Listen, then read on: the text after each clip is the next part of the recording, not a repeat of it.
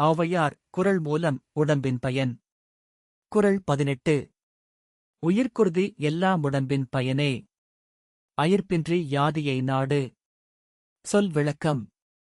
உயிர்க்குறுதி உயிரின் நிலைத்த தன்மை மோட்சம். எல்லாம் முழுமையாக. உடம்பின் பயனே உடலின் மூலம் பெறப்படும் பயன். அயிர்ப்பின்றி சோர்வின்றி தயக்கமின்றி.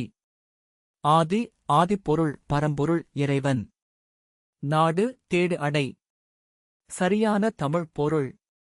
உயிரின் நிலைத்த விடுதலையும் மோட்சம் போன்ற உயர்ந்த பயன்களும் இந்த உடலின் மூலமாகவே பெறப்படுகின்றன.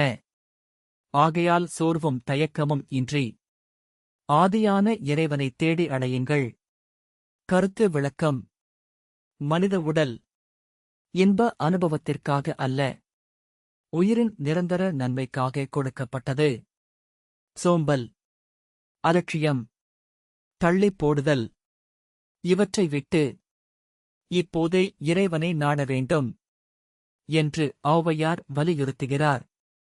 சாரம். உயிரின் உச்ச பாதுகாப்பு. உடலால் இறைவனை நாடுதலே